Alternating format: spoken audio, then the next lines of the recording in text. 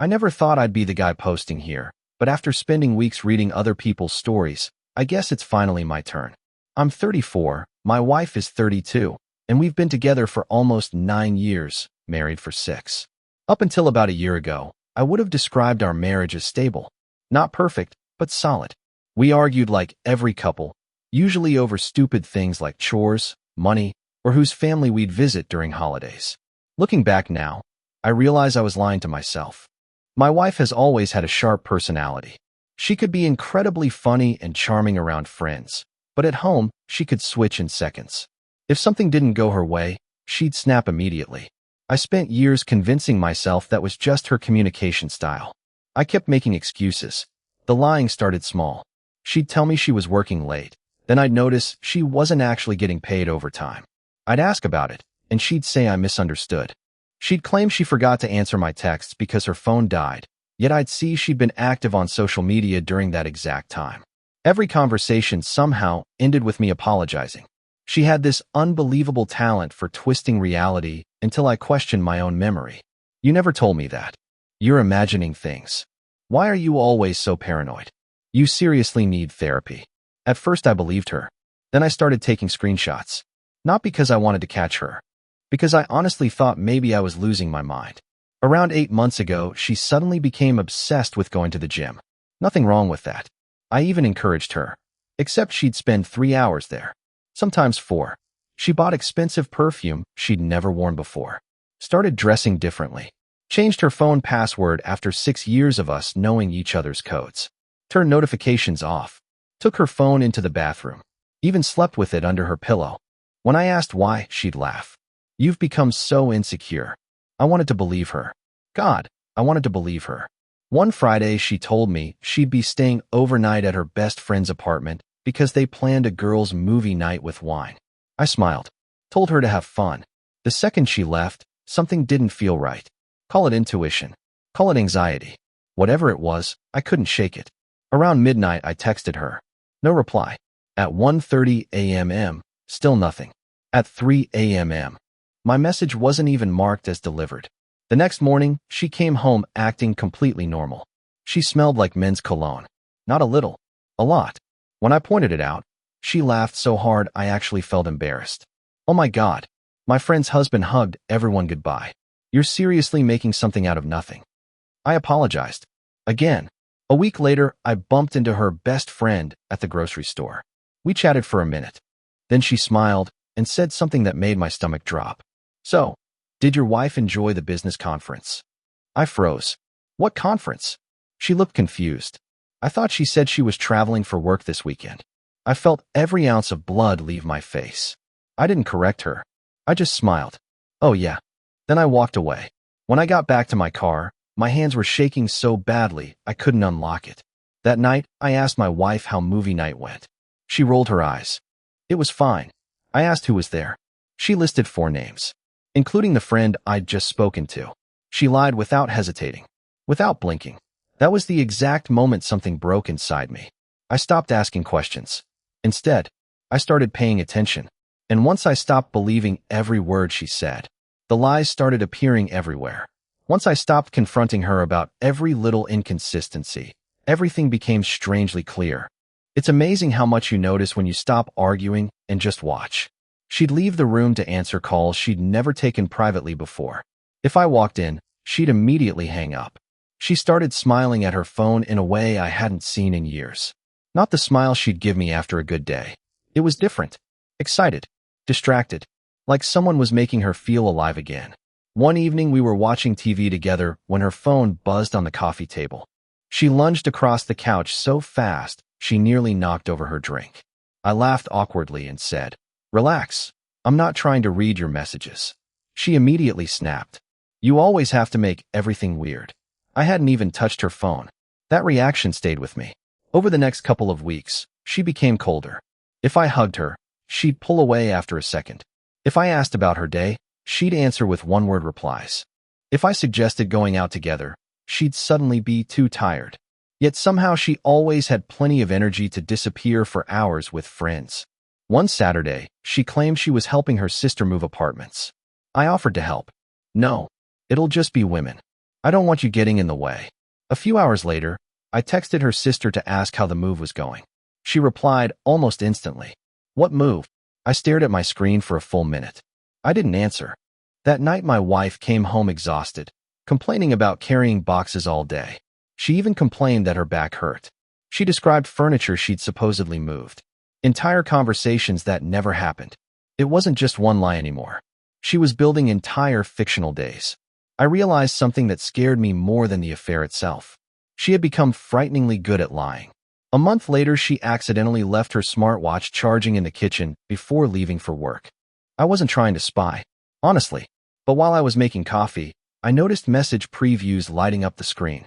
One message read, "Last night was worth every risk." Another, "I can't stop thinking about your smile." My heart dropped. For a second, I convinced myself they weren't hers. Maybe it's synced with someone else's account. Maybe there was an explanation. Then another notification appeared. "Delete our chat before you get home." I couldn't breathe. I sat at the kitchen table for nearly an hour staring at that tiny screen. When she came home, I said nothing.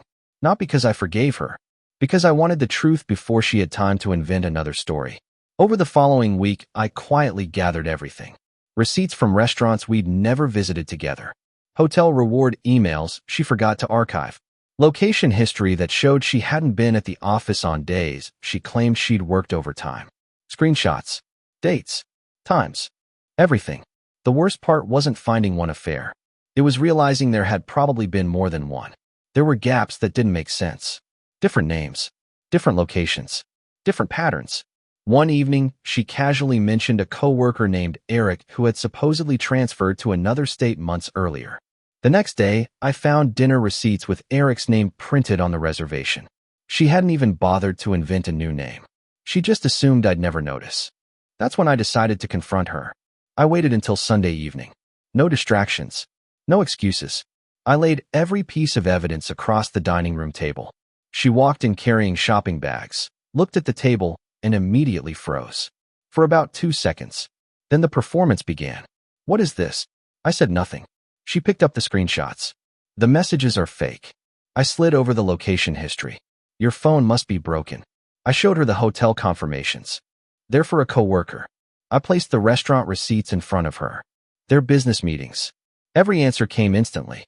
Not because they were true, because she'd clearly rehearsed lying. Then I showed her the smartwatch photos.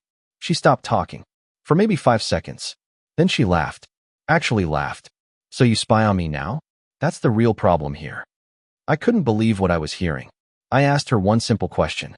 "Did you sleep with someone else?" She looked me directly in the eyes. "No." Without hesitation. Without emotion. Just, no. I almost believed her. Until her phone rang. The screen lit up on the table between us. The contact name wasn't saved. Just a number. But the preview message appeared before she could grab it. "Did he find out about us?" The room went completely silent. She snatched the phone so quickly it fell onto the floor. She picked it up, looked at me, and for the first time in years, she had absolutely nothing to say. Neither of us said a word for what felt like forever. She stood there clutching her phone so tightly her knuckles turned white. I just kept looking at that message preview in my head. Did he find out about us? That was it. No more theories. No more gut feelings. No more convincing myself I was overthinking. I quietly asked, "Who is he?" She looked away. Then, just like every other argument we'd ever had, she tried to change the subject. "You invaded my privacy." I nodded. "Okay. Who is he?" "You've been controlling for months." "Who is he?" "You don't trust me." "Who is he?" She slammed her phone onto the table. "Fine. I made one mistake." "One mistake?" I asked how long it had been going on.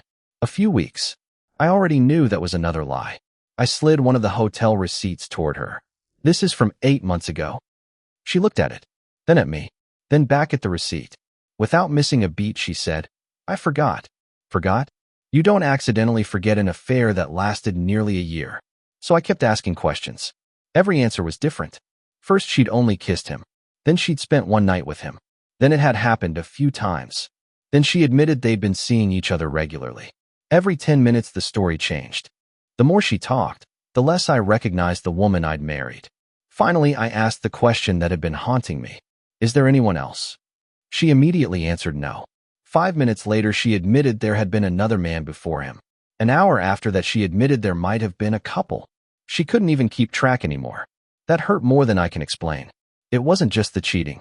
It was realizing that almost every memory from the last year had become questionable. Every business trip, every girls' night, every unexplained late shift, every argument where she'd made me feel guilty for asking normal questions. I remembered every time she'd called me paranoid, every time she'd rolled her eyes, every time she'd told me I was imagining things. I wasn't imagining anything. If anything, I'd ignored too many warning signs. The next morning, she acted like nothing had happened. She made coffee, asked if I wanted breakfast, started talking about groceries for the week. It was surreal. I honestly wondered if I was losing my mind again. Then she suddenly burst into tears. "I'm so sorry." For a split second, I believed she was finally being honest. Then she added, "I'm sorry you found out." Not, "I'm sorry I hurt you." Not, "I'm sorry I betrayed you." She was sorry because her secret was over. That sentence changed everything. Over the next few days, she switched strategies constantly. She cried. She begged. She promised therapy. She blamed alcohol. She blamed work stress. She blamed childhood trauma. She blamed me for working too much. She blamed our routine. She blamed loneliness. She blamed everyone except herself. At one point, she actually said, "If you had paid more attention to me, none of this would have happened." That was the moment every ounce of guilt I had been carrying disappeared. I realized I'd spent months apologizing for problems I didn't create. I contacted a lawyer the following week. I didn't tell her until the paperwork was ready. When I handed her the envelope, she laughed. She genuinely thought I was bluffing. "You'll calm down. I've forgiven you before." That sentence hit me like a truck. Before? How many things had I forgiven without even knowing? As the divorce moved forward, more lies came out. Friends admitted they'd known something was wrong, but didn't know how to tell me. One of her coworkers privately apologized because he'd assumed I already knew about the affair. Apparently, she hadn't even tried very hard to hide it at work. That hurt. Not because strangers knew, because I had been the last person to learn the truth about my own marriage. Moving out of our house was one of the hardest days of my life. Every room held a memory. The couch where we'd planned our future. The kitchen where we'd danced while making dinner. The bedroom where she'd looked me in the eyes and promised she'd never lie to me. I packed everything into boxes, wondering which memories had been real and which had only been real to me. The first few weeks alone were awful. I barely slept. I barely ate. I'd wake up at 3 in the morning replaying every conversation we'd ever had, wondering where I should have seen the truth. Eventually, those sleepless nights became less frequent. I started spending time with friends I'd unintentionally drifted away from. I went back to the gym, picked up old hobbies, started seeing a therapist, not because I was crazy like she'd claimed, but because betrayal leaves scars that don't disappear on their own. Slowly, life became quieter, not happier overnight, just peaceful. There were no more arguments over imaginary problems. No more wondering if every late-night text had another meaning. No more questioning my own memory every time she denied something she'd clearly said.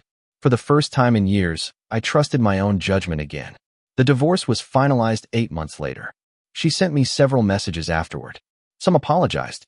Some blamed me. Some asked if we could start over. Others acted like nothing serious had happened. I never replied. There was nothing left to say.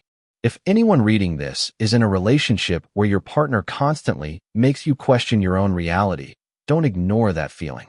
One lie is damaging enough, but repeated lies can slowly convince you that your instincts are the problem. Healthy relationships aren't built on fear, excuses, or endless doubt. The biggest lesson I learned wasn't how to spot a cheater. It was learning that love doesn't require you to abandon your self-respect. Sometimes the hardest decision you'll ever make is walking away from someone you still love. Looking back now, I don't regret ending the marriage. I regret how long I stayed after the lies became impossible to ignore. If my story helps even one person trust their instincts before they lose themselves trying to explain away someone else's dishonesty, then posting this was worth it. Thanks for reading.